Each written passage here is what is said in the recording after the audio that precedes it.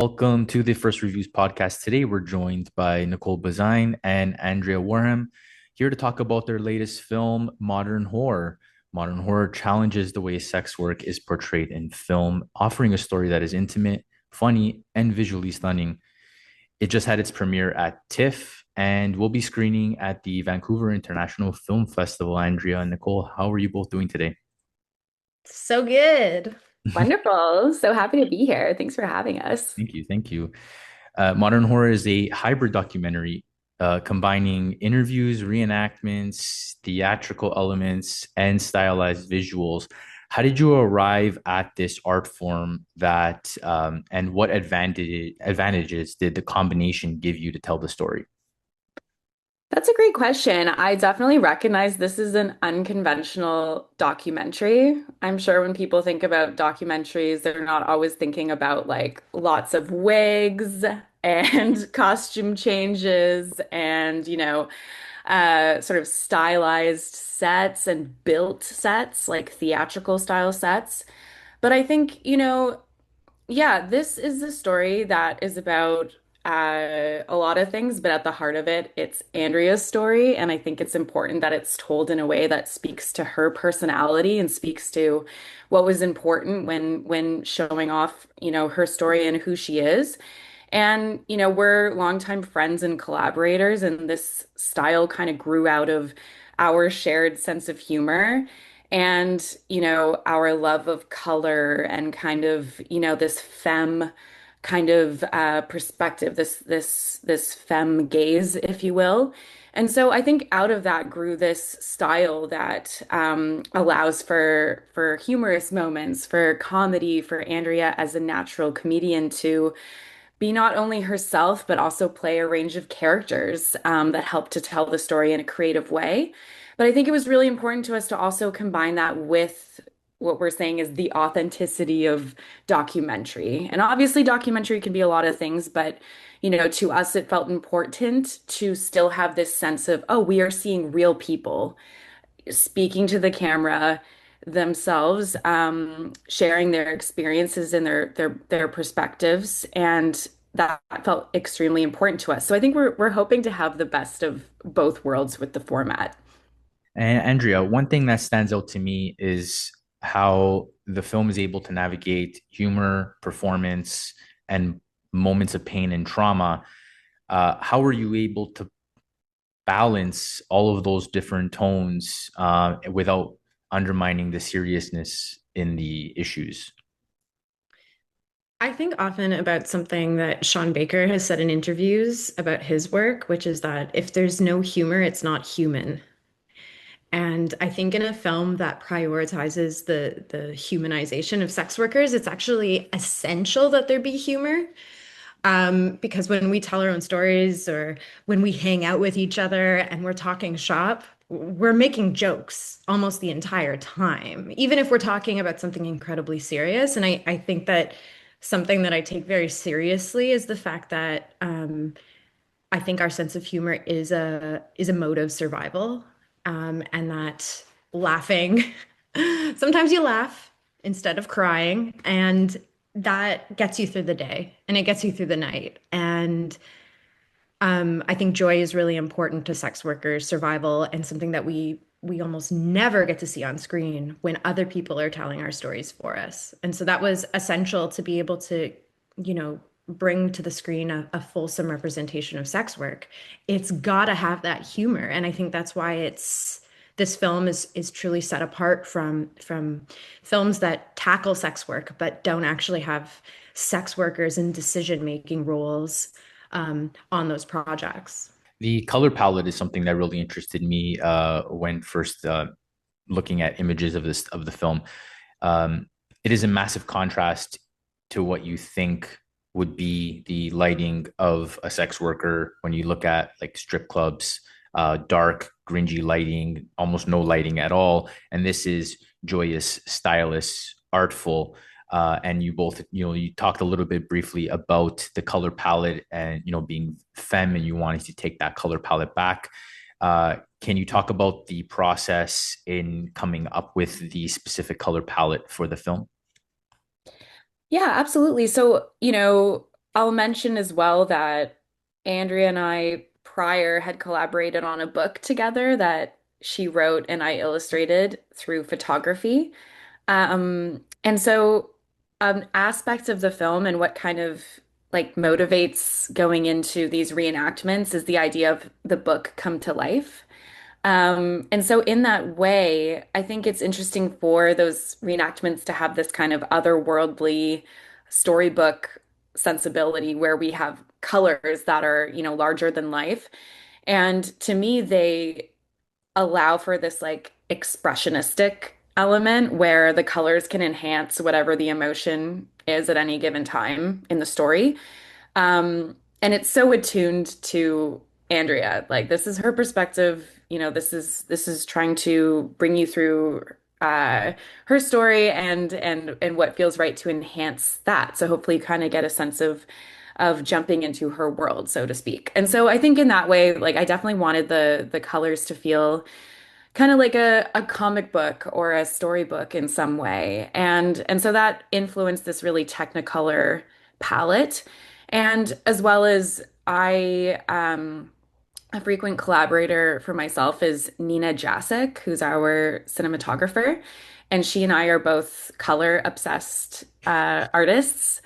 And so it just feels right when we're collaborating to just think big with color. And sometimes I will have a notion of what I want going into the scene. I often will have a notion of what the color palette is, but also on set, we are, playing with light. We've got these great LED lights now that you can just whip through, the color wheel of what color you want to choose. And so she and I will be like rolling through that color wheel and being like, oh, wow, that's the one. So I mean, some of it is, preconceived planning, and there was a lot of planning and storyboarding in the film.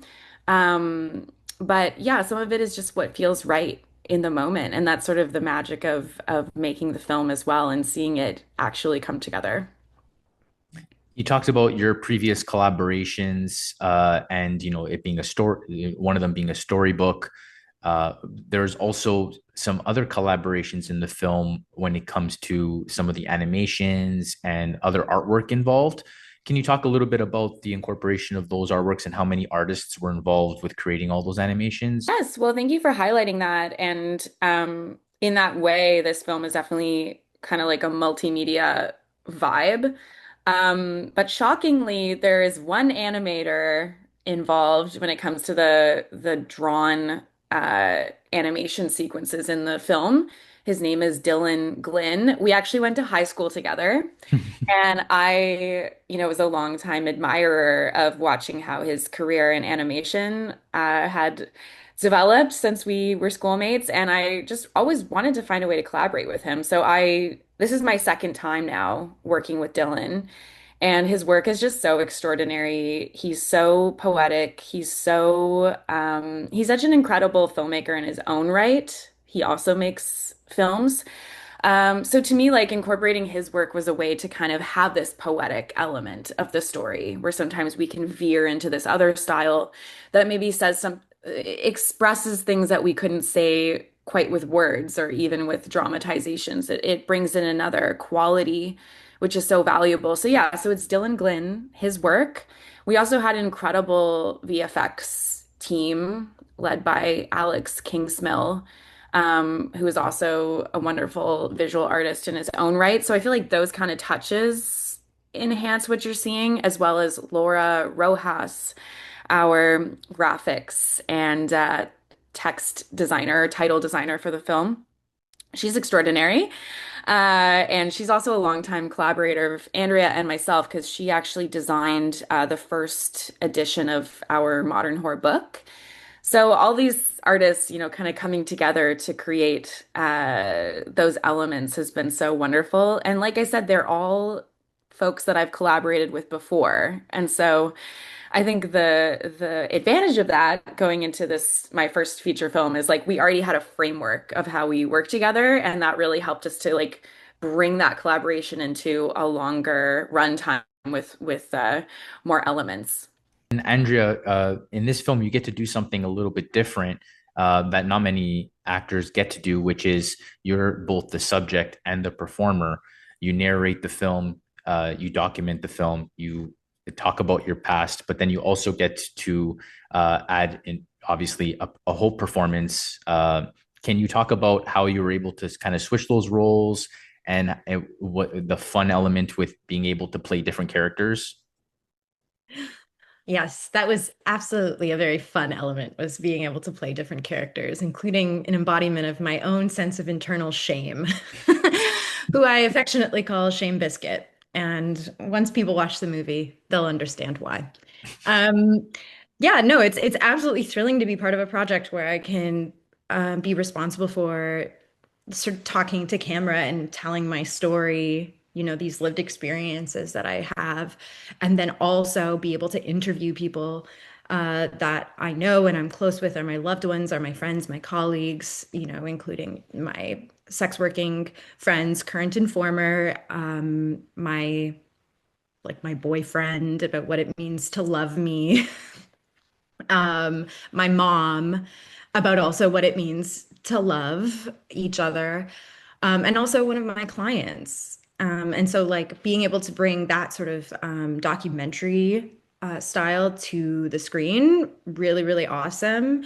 But then, yeah, the thrill of acting and performing as myself in these reenactments, it has been like a surreal, beautiful, fun experience, and not one without its challenges. In that I'm reenacting, funny scenes and exciting scenes, but also scenes that depict violence against me as a sex worker. And so it was really important for us that I be supported and protected while shooting those scenes. And so we had a sex worker, trauma-informed counselor on set for all of those set days where I was performing these stories in which I'd, experienced sexual assault, for instance. And so I always had somebody that I could talk to and be supported by if I was feeling triggered in the moment reenacting these experiences, which is like not a very common thing for people in documentaries to have to kind of go through. Um, so was able to do that in a way that felt fulsome and safe and protected. And I think what you get to see in the movie is really quite powerful as a result. The title "Modern Horror" is a provocative title. You both have talked about reclaiming the word, um, and I'm just curious if, in conversation when pitching the film, were there any conversations or resistance to naming the film "Modern Horror"? Um, I've, to me, I think of it as a title that is perhaps a bit divisive, but often in the best of ways, because I find that it's like you're there's typically not a neutral response to it. So I think in terms of finding like the right people to make the film with, they often were like, "Ooh, I want to be part of that. Modern horror, sign me up." So it kind of felt like a way to just be like, "Okay, you're either going to be enthusiastic about this and want to be part of it and or not, and that's totally fine." But I think it's for us, it kind of matches the vibe of what what we were going for. It's also a term or a title that we've been using on multiple projects. So for us, it was also about building what we call the modern horror cinematic universe at this stage. Although it goes beyond cinema, it's also, a book, like I said. But yeah, I think to us, it's just one of those things where it helps to expand the universe. And so we've just kept using the name. I don't know, Andrea, if you have any other thoughts I on think there is something, about forcing people to say the word whore that, it takes the word from a place of shame and prejudice to a place where we're talking about people. We're talking about human beings who are often on, you know, the bottom side of people's boots. Like we are um, oppressed as whores. And it forces the viewer, it forces the person who says the word to understand that we're not stereotypes, we're not one-dimensional characters in films whose fates is almost always murdered. We are people, we are human beings who are worthy of respect and dignity. And yes, it's a way to reclaim that term that is often hurled particularly at women, whether they're sex workers or not, for being difficult, for being independent, for being themselves in ways that bristle men typically. And I think there's something empowering about being able to like say the word without flinching and forcing others to do the same. It's also interesting for me on a personal level to, hear how many syllables people put into the word. Like are they saying whore or are they saying who were? It usually is a reflection of who they are as a person and their feelings about whether or not they feel like they should have to interact with somebody in this industry, whether it's below them, whether they feel like they're above humanizing this demographic. So it's kind of it's an experiment. All of this is sort of an experiment in social engagement, and with the hope that people learn to see us as human beings worthy of equal rights. Absolutely. This film is now going to be screening at the Vancouver International Film Festival. It already premiered at TIFF. What does the festival circuit mean to you both? Being involved in the festivals, what was TIFF like, and what do you expect or anticipate or hope that people discuss about the film at VIFF? I think the festival circuit for us is absolutely essential and so, like thrilling because we just want this film to find audiences, and uh so yeah, so we're so excited. TIFF was phenomenal because, it's just a fantastic festival, but on top of that, we are Torontonians.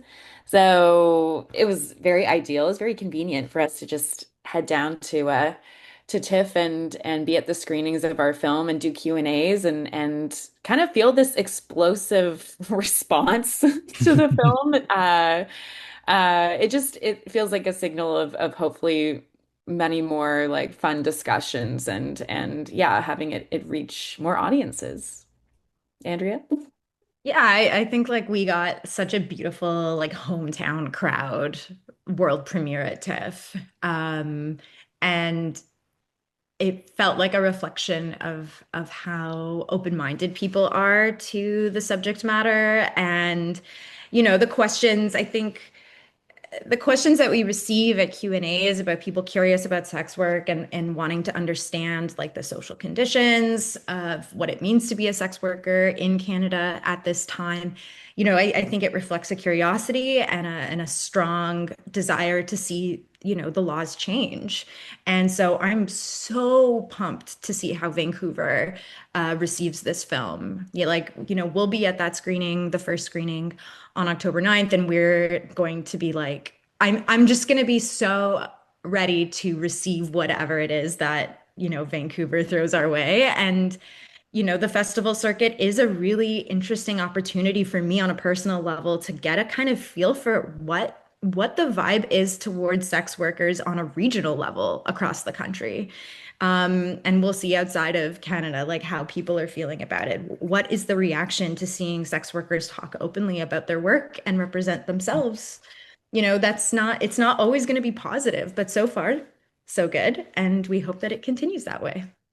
Wonderful, wonderful. I got two more quick points to make just before I let you guys go. The screenings for VIFF is October 9th and Thursday, October 9th and Saturday, October 11th. If you are in the Vancouver area, please check out Modern Horror at those two times. And my very last one, you mentioned the Modern Horror cinematic universe, and my mind has been kind of coming up with some ideas. And I got one where it's an alternate reality where sex work is completely legal across the board. You got, healthcare system, and it's not the topic of the film, it's just the person's job. So you got like this drama, a family drama relationship, and then the person just goes to work like anyone else, and it's just there. I love it. I love Wow. it. I want to live in that world. Let's build I that smell world. a sequel. Smell a sequel. Andrea, Nicole, thank you so much for your time. This has been great, and have a great time at the Vancouver International Film Festival. Thank you Thank so you. much. Thank you.